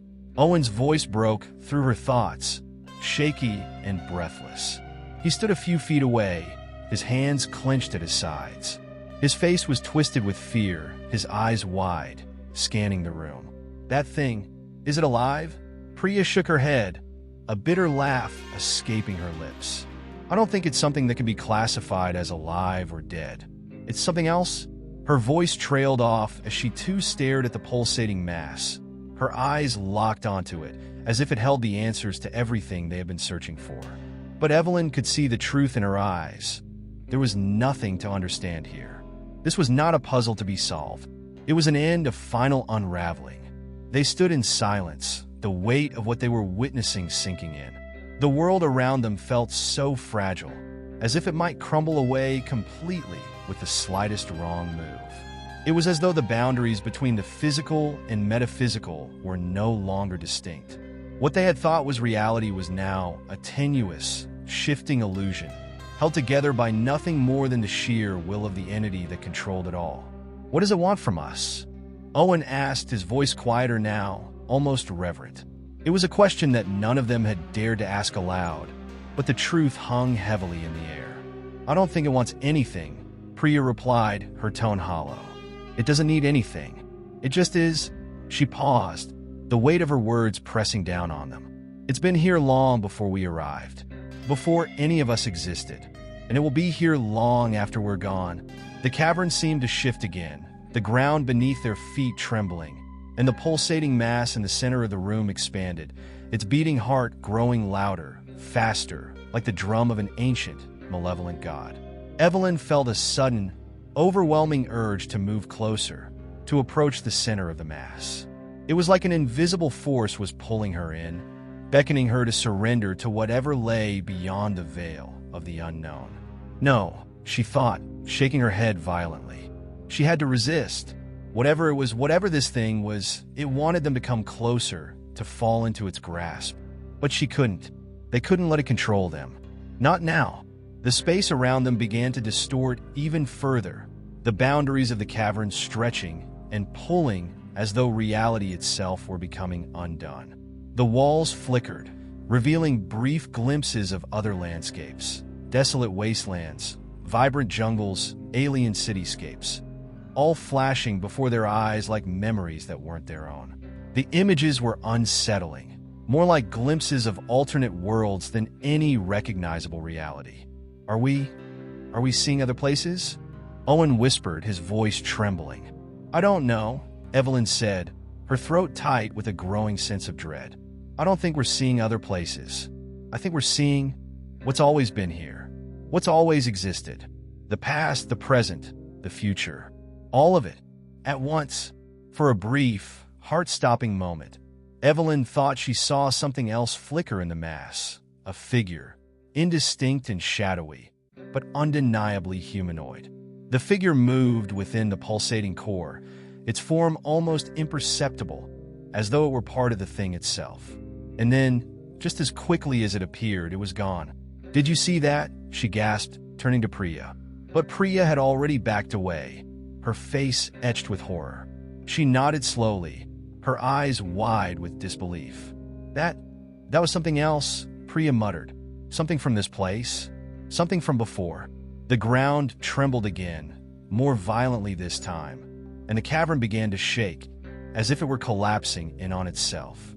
Evelyn could feel the walls closing in, the very air growing heavier, suffocating. There was no way out, no escape from whatever this place was, or whatever it had become. What happens if it If it consumes us? Owen whispered, his voice barely audible. It was a question that none of them had dared to ask until now, but it hung in the air like a death sentence. Priya didn't answer. She couldn't. None of them could. And so they stood there, surrounded by the broken remnants of reality, as the pulse of the heart-like mass grew louder, faster. It was not just a heartbeat. It was the pulse of an ancient force, something that had lived through all the ages and would endure far beyond the lives of mere mortals. The collapse of their world had begun, and there was no way to stop it. The echoes of the past were now their only guide, and they were lost in the shadows of what came before. The descent into madness had begun, but not in the way Evelyn or the others had expected. It wasn't an immediate shift, nor was it a rapid acceleration toward inevitable destruction. Instead, it was gradual, like the creeping onset of a storm that gathers slowly on the horizon until, suddenly, it is upon you with a ferocity you never saw coming. The cavern continued to distort, but now the changes were more deliberate, as if the very nature of the space was being manipulated. Time, too, had become increasingly unreliable. Minutes stretched into hours, and hours slipped away in mere seconds. Everything felt displaced, as if their very existence was being questioned by forces far beyond their comprehension. At first, they had thought it was the structure itself, something inherent to the place, a natural consequence of the environment they were in. But it soon became clear that the cavern was not simply shifting. It was responding to their presence. The walls seemed to pulse in time with their heartbeats, and the shadows they cast began to move, not as the product of light, but as something more sinister, something alive. Every step they took echoed unervingly, as if the very act of moving was disturbing the fabric of whatever reality they had once known. Evelyn felt a creeping sense of unease settle in her gut. She had hoped that if they just waited long enough, the situation would resolve itself, that they would find a way to escape the oppressive weight of the cavern, or perhaps even understand what was happening. But the longer they stayed, the more disjointed everything became. The structure was not a puzzle to be solved. It was a living organism, reacting to them in ways they couldn't begin to understand. They were intruders in a place that defied the laws of physics and reason. What's happening to us? Priya's voice was low, almost a whisper. Her face was pale, the weight of realization sinking in. The scientist who had once been so confident in her theories and calculations now seemed as lost as everyone else. The evidence of their failure to comprehend their situation was written across her expression, and Evelyn could see the desperate longing for something, anything, that made sense. "We're not supposed to be here," Owen said, his voice trembling. His words echoed in the hollow cavern, and for a moment, they all fell silent, the weight of his observations settling like a stone in their stomachs. No one wanted to admit it, but they all knew deep down that their presence here had not been an accident. They were part of something larger, something far older and far more dangerous than they could fathom. The air grew colder, and the shadows lengthened unnaturally. As if to accentuate Owen's words, the cavern's walls began to pulse with a new rhythm, one that was darker, more ominous. The ground beneath them seemed to shift with the beats of some ancient drum, and Evelyn could feel the vibrations in her chest. It was as if the very ground was alive, aware of them, and angry at their intrusion. I think it's trying to communicate with us," Priya said, her voice shaking. She sounded unsure, as though even she couldn't fully believe what she was saying. Her gaze was fixed on the walls, which now appeared to shift and writhe as though they had a mind of their own. Shapes, indistinct but threatening, began to form in the darkness, only to vanish before they could be fully perceived.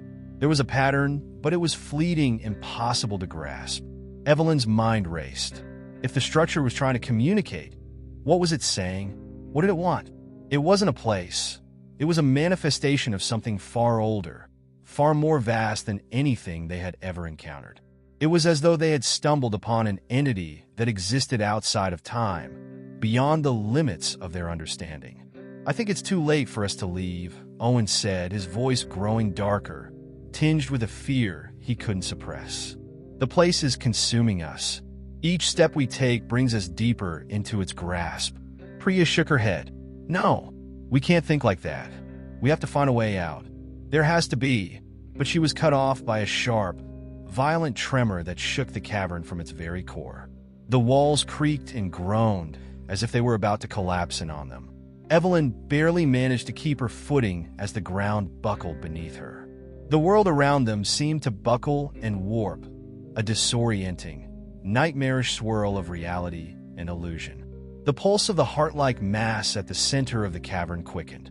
The walls began to bleed light, sharp, stinging beams that cut through the air like knives. The temperature plummeted, and Evelyn could feel the blood in her veins turn to ice. The shadows grew darker, thicker, pressing in on them from all sides. It was as though the very light of the world had been snuffed out, and only the oppressive dark remained. Evelyn's breath came in ragged gasps as she tried to push through the terror consuming her mind. "We need to focus," she managed to say, her voice a strained whisper. "We need to stick together." But even as she spoke, she could feel the pull, something deep within the cavern, something in the mass at the center. It was drawing them in, eroding their will to resist. She felt herself slipping, losing control of her thoughts, her emotions. Every part of her wanted to give in, to fall into whatever abyss this thing was offering, to let it consume her and put an end to the terror. But Evelyn couldn't give in. Not yet. She clenched her fists, pushing away the encroaching darkness. She had to think. They had to find a way to break free from this nightmare before they became a part of it forever. The cavern groaned again, louder this time, as though it were waking from some long, deep slumber. And Evelyn understood, with a sinking certainty, that they had reached the point of no return. There was no escape. Not from the cavern, not from whatever entity controlled it, and not from the horrors it would unleash upon them. The walls trembled once more, but this time they did not stop. The collapse was happening now. The truth was undeniable. The world they had known, their lives, their research, it all felt so insignificant now.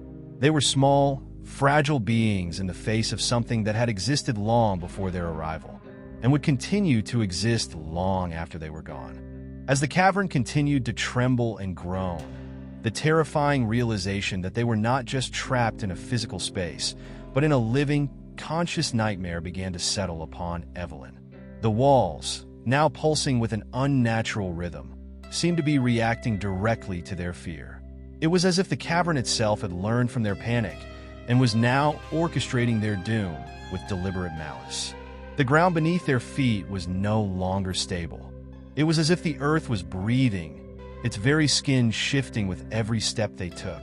Evelyn had always prided herself on her ability to remain calm under pressure, to think rationally and solve problems. But here, in this unnatural space, that skill felt useless.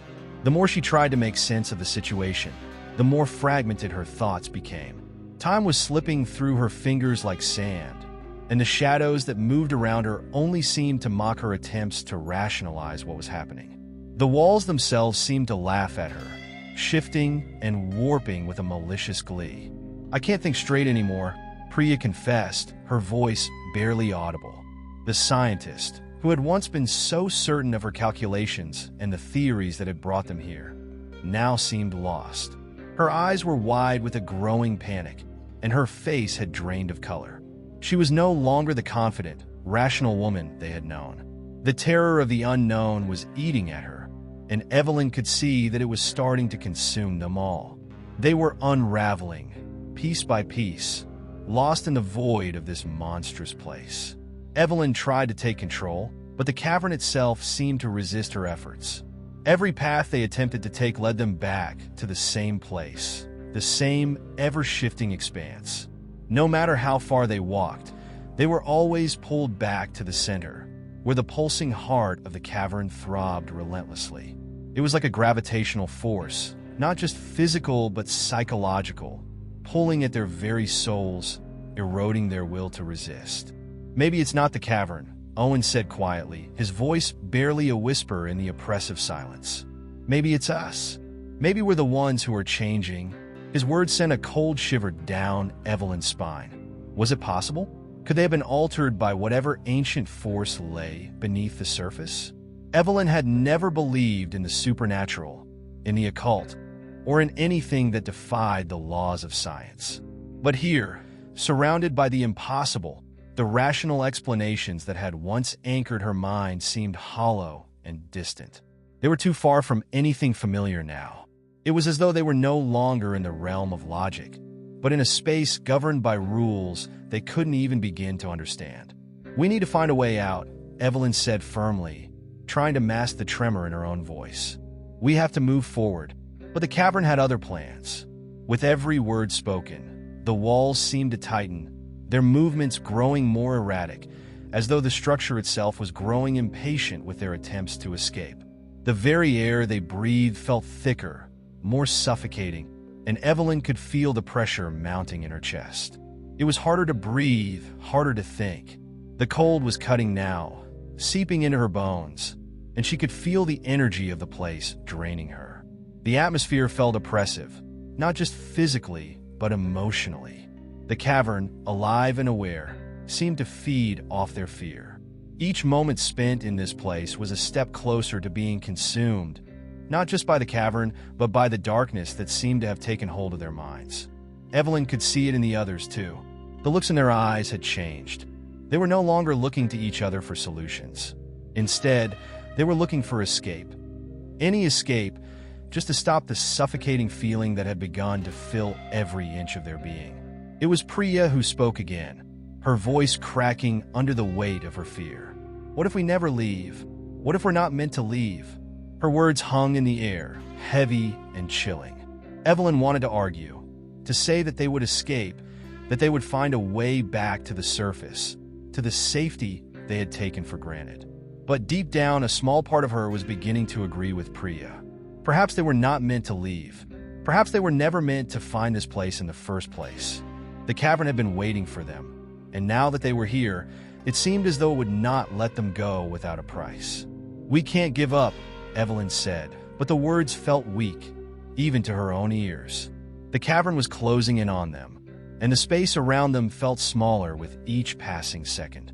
It was as if they were slowly being suffocated by the sheer presence of the place. The walls were closing in, though not physically, they were tightening emotionally, mentally, and psychologically. It was as though the cavern was crushing their very sense of self, breaking them down piece by piece. The others were silent, each lost in their own thoughts. Evelyn knew they were all fighting their own battles now, against fear, against the growing sense of hopelessness, and against the cavern that seemed to have become a living, breathing entity. There was no longer any certainty. There was no escape from this nightmare. There was only the cavern, and they were trapped in it. Evelyn swallowed hard, trying to suppress the overwhelming tide of fear that threatened to overtake her. "We need to stay together," she said. "We have to keep moving forward." But even as she said it, Evelyn wondered if they were already too far gone. Was the cavern simply biding its time, waiting for them to break completely? Had it already taken hold of their minds, molding them into its playthings? She didn't know. All she knew was that, despite everything, they couldn't stop now. If they stopped, they would be consumed. And so, they moved forward, slowly, painfully, each step an act of defiance against the cavern that sought to take them. But deep down, Evelyn knew that no matter how hard they fought, the true horror lay not in the physical form of the cavern, but in the depths of their own despair. The longer they stayed, the more they realized that they weren't just trapped in this place. They were being transformed by it. And that transformation would come with a price. The question was, what would that price be?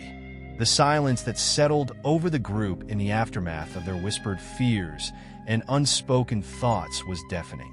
The cavern's oppressive air, which seemed to throb with an unholy pulse, had swallowed their words and left them with only the oppressive weight of their uncertainty.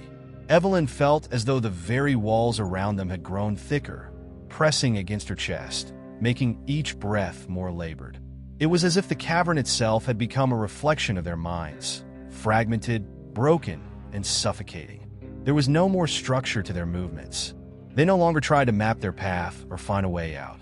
They merely stumbled forward, drawn by an invisible force that seemed to mock their attempts to control their destiny.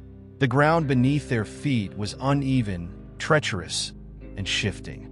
The more they walked, the more they realized that the cavern's design was not random. It was deliberate, crafted to disorient and confuse. Each corridor they turned down seemed to loop back on itself, and the once familiar faces of their companions grew alien in the dim, flickering light. The walls, too, had taken on a more sinister appearance, as if they were now watching them, anticipating their every movement. Priya was the first to break the silence. "I can't." Her voice cracked under the strain, and she paused, as if searching for words that could encapsulate the growing dread inside her. "I can't trust anything here. Not anymore." Her eyes were wide, not with the wonder and curiosity that had once marked her as a scientist, but with an uncontrolled panic. Evelyn could see that she was slipping. Her grip on reality was weakening, just as the cavern seemed to warp around them. The group had been split since their descent into the depths, but now it was becoming clear that the separation wasn't just physical, it was psychological. Owen, usually the most grounded of them all, was barely holding on to any semblance of rational thought. His eyes darted around nervously, as if he could feel the cavern's pulse, a rhythm that no one else could hear. "What if it's all in our heads?" he murmured. "What if this isn't real? What if we're already dead? And this is our punishment?" The word struck Evelyn like a blow to the gut. She had thought of it, of course. How could she not? The thought that they might already be beyond salvation, lost to this nightmare, gnawed at her insides. But hearing Owen voice it so plainly, as if he had already come to terms with their fate, sent a chill through her. Was it possible? Could they have already crossed some threshold beyond which escape was impossible? "We can't think like that," Evelyn said, her voice strained. She tried to sound confident, but the words were hollow even to her own ears. The cavern had changed them all. Each of them was now a shadow of who they had been when they first entered. The fear and the madness of the place were contagious, and Evelyn could feel herself slipping into that abyss, too. The group continued to stagger forward, though none of them spoke of a goal anymore. They had lost their sense of purpose. The cavern no longer seemed like a place they could navigate.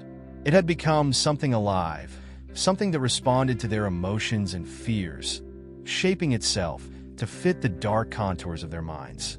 The walls seemed to stretch, bend, and even bleed, each surface writhing with a pulsating, dark energy. The air was thick with the scent of sulfur, but beneath that was something else, something old and malevolent, as if the very ground they walked on had been tainted long before they had arrived. As they moved deeper into the cavern, the light from their torches grew dimmer, and Evelyn couldn't shake the feeling that the darkness was closing in on them. The deeper they went, the more it seemed that the cavern was shrinking, becoming a claustrophobic tomb that only grew tighter the longer they stayed.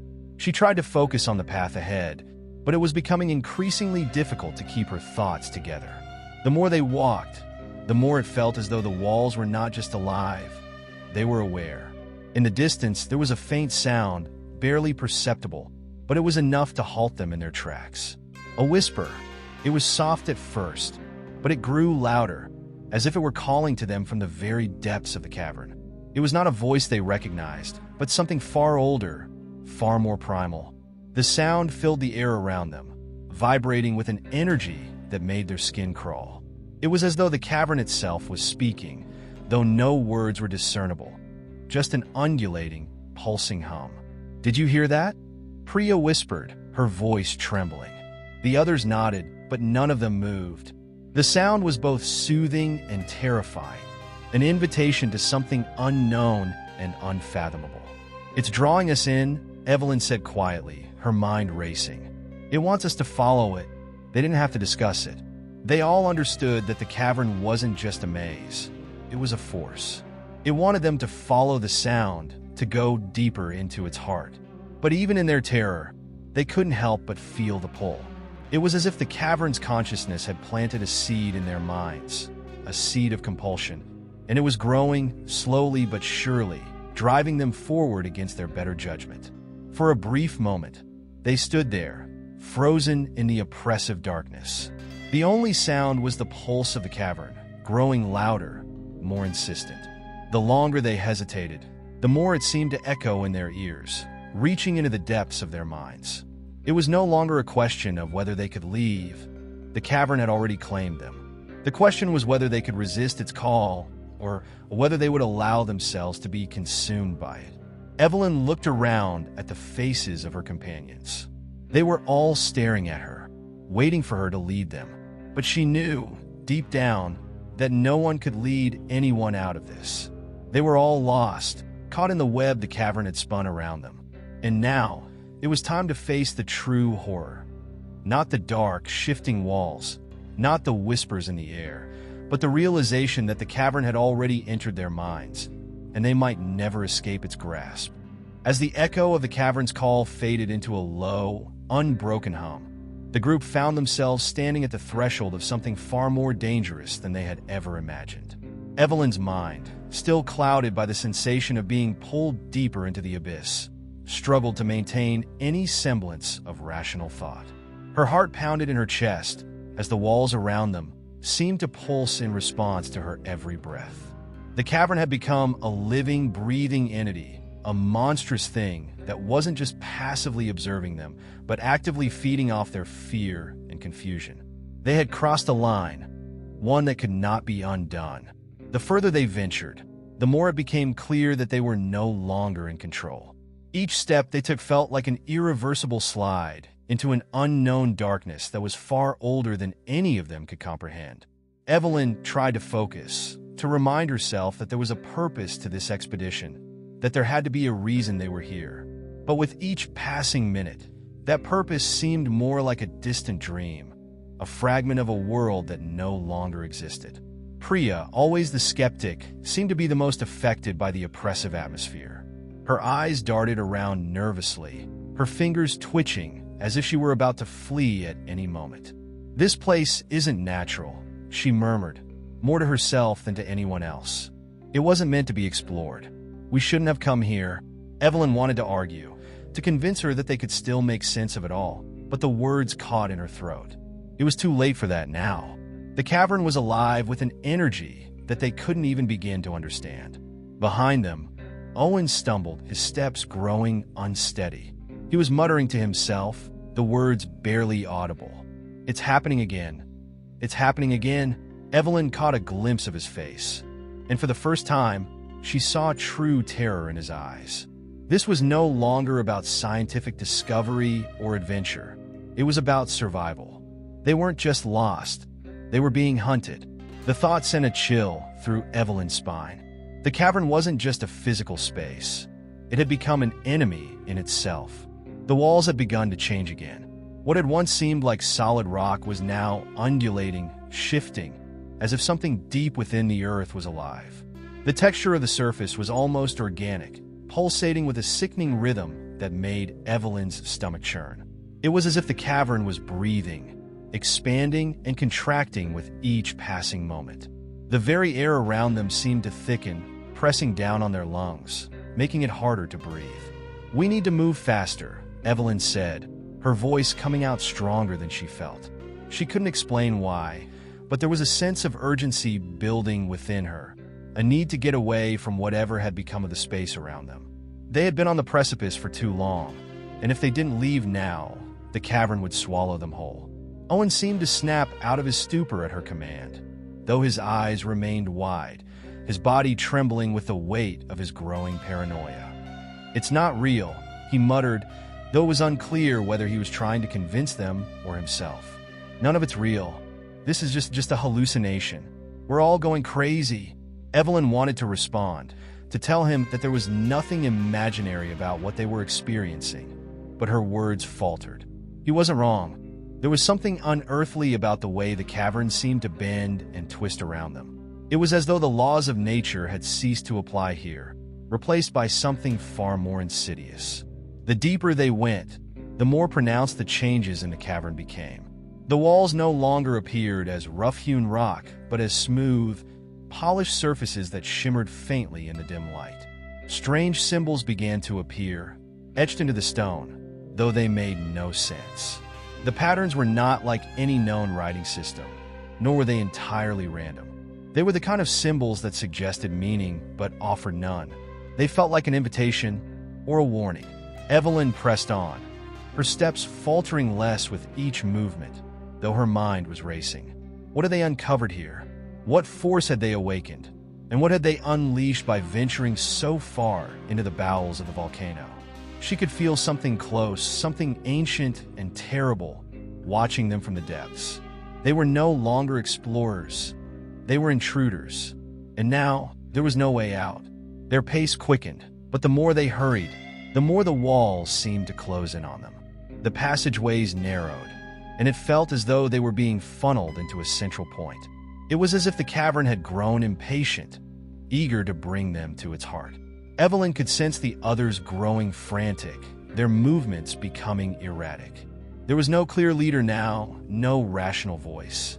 The group was scattering in all directions, their minds unraveling under the pressure. Suddenly, Priya's scream pierced the silence. Evelyn spun around, heart racing, and found her standing in front of what appeared to be a massive stone door. The symbols that had been etched into the walls earlier were now glowing faintly, pulsing in time with the cavern's ominous hum.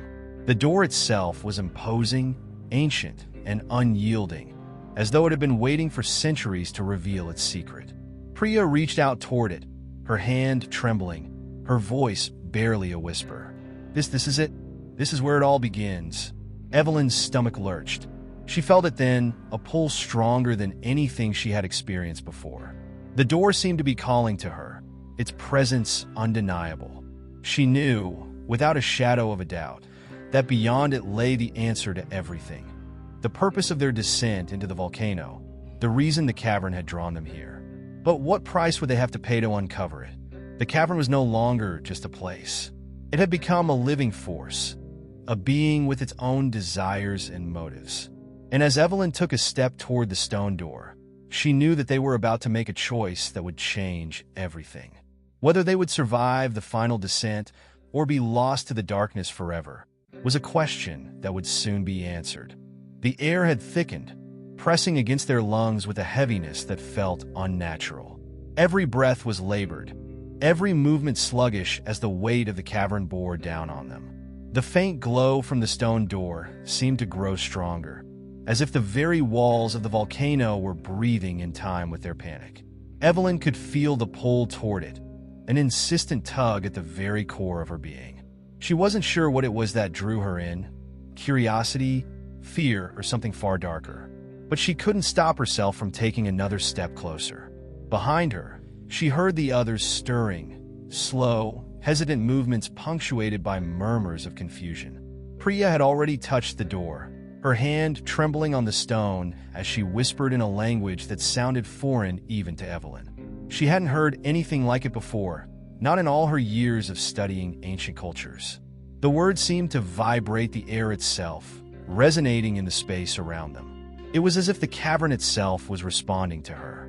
Evelyn couldn't help but wonder if this was the same force that had been guiding them all along. The deep, ancient power that had lurked beneath the surface, waiting for the right moment to reveal itself. She had been too naive to think they could control it, to think they could simply walk away once they had uncovered its secrets. The cavern was a creature, and they were its prey. Owen had fallen silent, his once constant muttering replaced by a deep, brooding silence. His face was pale, his eyes wide with something Evelyn could not place. Was it dread or understanding? He had seen something none of them had, and the truth of it had shattered him. He no longer spoke in words. He simply stared at the door, his gaze locked on it with a kind of reverence that sent a cold shiver up Evelyn's spine.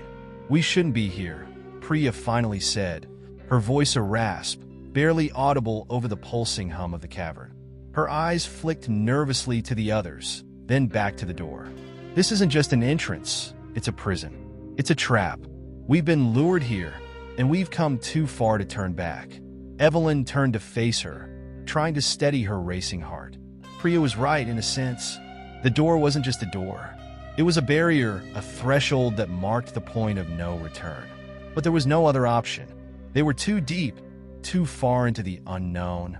To turn back now was to risk losing everything they had fought for, everything they had uncovered. And yet, Evelyn knew that turning back wasn't even possible. The air was changing, growing thick with the scent of sulfur, with the faint, almost imperceptible vibration that reverberated through the stone. It was as if the cavern itself was responding to their thoughts, pulling them closer to this forbidden threshold. The door had to open. Without thinking, Evelyn reached for the ancient symbols carved into the stone. The moment her fingers brushed against them, a jolt of energy surged through her, electrifying her body, sending a wave of heat coursing through her veins. Her vision blurred for a moment, and for the briefest of seconds, she saw something beyond the door, a glimpse of something impossible. It was a landscape unlike anything she had ever known, an endless stretch of blackened skies, jagged peaks, and rivers of fire that slithered across the earth. It was a world of chaos, a place that existed outside of time. Then, just as quickly as it had come, the vision was gone. Evelyn staggered back, her breath coming in ragged gasps. The others were watching her now, their eyes wide with a mixture of fear and disbelief. They had felt it too.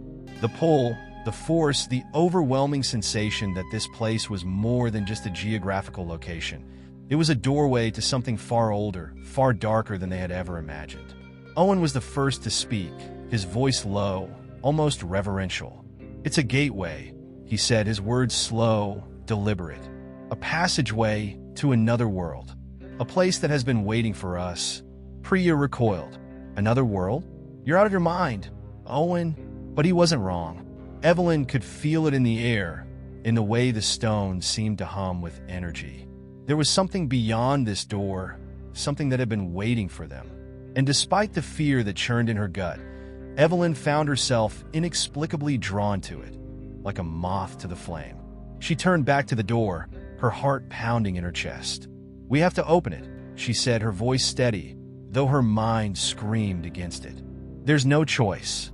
We came this far, and we have to know what's on the other side." The others stood in silence, their eyes filled with doubt, but no one spoke against her. They were already too far gone, and they knew it. There was no going back. Not anymore.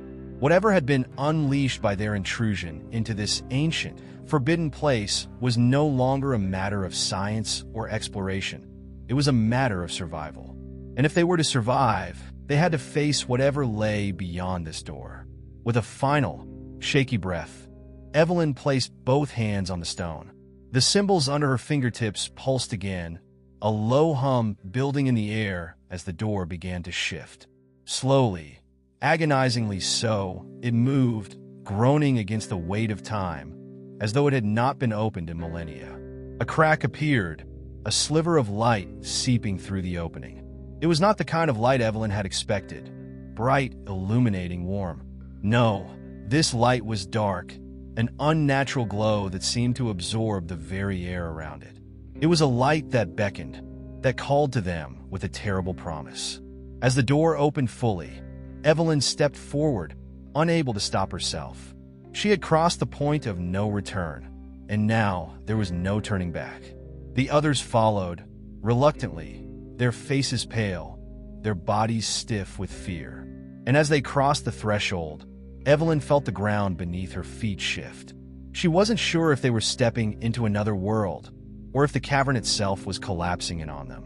But one thing was clear: whatever lay ahead, it would be their final test. The door closed behind them, sealing them in, and Evelyn, for the first time, felt truly afraid. The moment the door sealed behind them, an overwhelming silence enveloped the group. The air had changed completely. It was denser, heavier, and far more suffocating. Evelyn's chest tightened with each shallow breath she tried to take, but the constriction felt more than physical. It was as though something unseen had wrapped itself around her heart, its grip tightening with every passing second. She couldn't explain it, but the profound stillness in the air felt more like an entity, a consciousness, than just the natural effects of being deep inside a dormant volcano. The others were visibly tense, their eyes darting around, their bodies tense, as if waiting for something to happen. Priya looked particularly pale, her gaze fixed on the shadows that seemed to stretch unnaturally in the dim glow that surrounded them. Owen, too, was uncharacteristically quiet, his expression drawn and solemn. It was as if they were all holding their breath, expecting the abyss to open up before them. Evelyn tried to steady herself, but the sense of foreboding was almost overwhelming. She had thought that crossing the threshold of the door would provide clarity, would reveal answers, but instead, it seemed to deepen the confusion. The flickering, unnatural light that filled the space before them didn't seem like it belonged to any natural source. It was not the pale glow of a flashlight or the soft flicker of a flame. No, this light pulsed rhythmically, an eerie, almost otherworldly glow that seeped from the cracks in the stone beneath their feet. "What is this?" Priya whispered, her voice barely audible. Before Evelyn could answer, Owen spoke. "This is it," he said, his voice carrying a heavy weight. "This is the heart of it all. The reason we've come." The cavern stretched out before them, vast and stretching endlessly into the darkness. But it wasn't the size that unnerved Evelyn. It was the walls, or rather, the lack of walls. They were no longer standing in the cavern they had been exploring. The door had taken them somewhere else, some place that defied all logic, all understanding. This place wasn't bound by the laws of physics or space. It seemed to stretch, to open into infinity, like a portal, a place that existed outside of time itself. Evelyn's mind raced to process the enormity of the situation. They had come here, to the heart of the volcano, believing they were chasing knowledge, seeking the answers to questions that had plagued humanity for centuries. But now, as they stood in this impossible space, it became apparent that they had been wrong all along. They hadn't been seeking answers. No, they had been seeking a force far more ancient and more dangerous than anything they could have anticipated. This was not just a scientific expedition, it had become a reckoning. "What did you see?" Evelyn finally asked Owen, her voice hoarse with the weight of the moment. She needed to know, to understand what had driven him to such a state of reverence, even fear. She needed to understand why they had all been drawn to this moment, to this place. Owen's eyes met hers, his face drawn with a kind of knowing sorrow. "It's not what we thought. The volcano, the door, it's all connected. We weren't meant to find this. It's not just a portal to another place. It's a prison for something ancient, something older than time itself." The words hung in the air, each one a revelation that chipped away at everything Evelyn had believed. A prison. They hadn't come to uncover knowledge. They had come to disturb something that had been buried for millennia, something that had been waiting for them, for their curiosity, for their intrusion. "I don't understand," Priya said, her voice breaking the silence. "What are we supposed to do now? How do we leave?" But Evelyn had no answer. There was no way out. She could feel it now. This place was not one they could simply walk away from. The sense of finality pressed against her chest, suffocating her. They had crossed a line. They had opened the door, and now, whatever was on the other side would never allow them to leave. There was only one way forward. They moved deeper into the vast, endless space, as though the stone beneath their feet was gently guiding them, pushing them toward an inevitable conclusion. The pulsating light seemed to grow brighter as they walked, and though it gave no illumination, Evelyn felt her senses heightening. The shadows stretched farther ahead, becoming more tangible, more solid. There was something moving in them, something that watched, waited, and then they saw it. At the farthest point of the chamber, the shadows coalesced into a shape. It was indistinct at first, as though it were nothing more than a trick of the light. But as they drew closer, the form began to solidify. It was massive, towering over them, an entity that seemed to belong to the world beyond, not to the one they knew. Evelyn's legs buckled beneath her as she stumbled backward, instinctively trying to retreat from the force that emanated from it. The others followed suit, their faces ashen, eyes wide with horror. But the entity didn't move. It didn't need to. The very air around it twisted, and the light shifted, warping into shapes that no human mind could comprehend. "We've unleashed it," Evelyn breathed. Her words hung in the air, as if the very fabric of the space were absorbing them, acknowledging their truth. It was then that she understood. This wasn't just an entity. It was the embodiment of everything they had awakened, an ancient force bound in this place, waiting for them to open the door. They had not just disturbed it, they had freed it, and now there was no turning back.